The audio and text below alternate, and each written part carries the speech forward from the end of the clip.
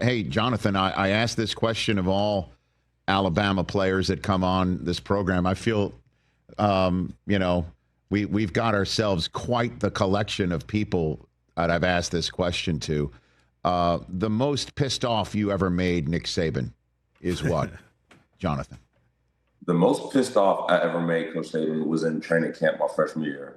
And I'm a freshman. They just won 2 national championships back to back. I'm just trying to survive. Like, I feel like I'm drowning every day. Can't breathe. I'm going through it. And I just remember being on scout team and just getting what for me felt like 5 yards besides Adrian McCarron. But I guess I was closer. And the thing about Coach Saban, he calls you by your number. So he'll just come up and yell just like 93. And then it's just like ear shrieking and ear piercing. And then after that, you just sit there and he wasn't happy. I'll say that. So why was he not happy again? I got too close to AJ McCarron my freshman year. Okay. And that was after he had won back-to-back natties. Okay.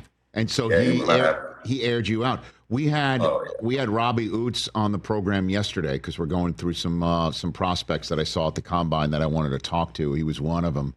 And he said the same thing you said, which is when he first got to Alabama, he was referred to by Coach Saban as his uniform number, but at some point he earned the right to be called by his actual birth name.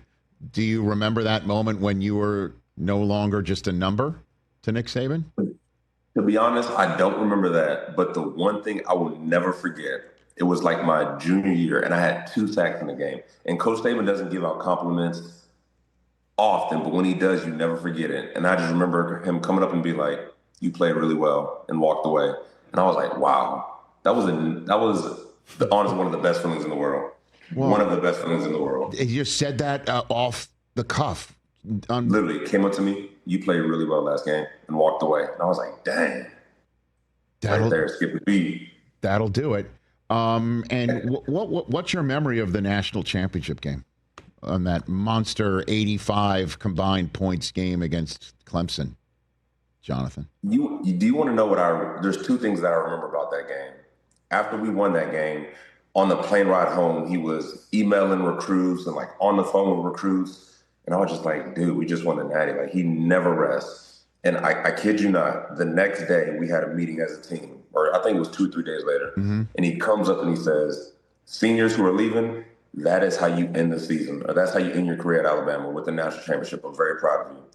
But for everyone else returning, that is not how we play football." And then he just started berating the defense. No kidding. And I'm like, dude, we just won a natty.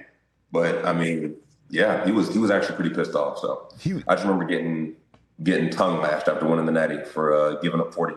Because Deshaun Watson and the Tigers put up 40 on you, and he was pissed, even though you scored 45. It was tough. It was, thank God we got out of that game. Oh, my gosh. Anybody like him in the pros that you've seen, or no, not really? Like former players? No. Anybody like Saban on a coaching staff anywhere like him?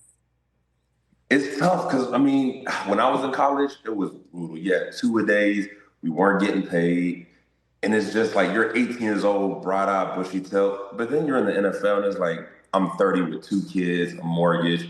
You just can't talk to NFL players the same way. You know what I mean? So it's a little bit different. But it's tough. I heard Coach Coughlin for a long time was very similar to him, but none of my coaches I could – it's hard to compare to Coach Saban, I'll say that. I bet. Man, in that game, too, I'm just looking right here, Jonathan. 2 touchdowns from Derrick Henry, 1 from 1 yard, 1 from 50. Right? That that guy he's not human, right, Jonathan? I mean, in college, I'll never forget the game we played Florida in the SEC championship game, and we handed the ball off to him 45 times. I mean, and you look at the way he works, it's just like you're not surprised by anything he would do. But thank God we had him. Oh, I got to look this up. You're not kidding.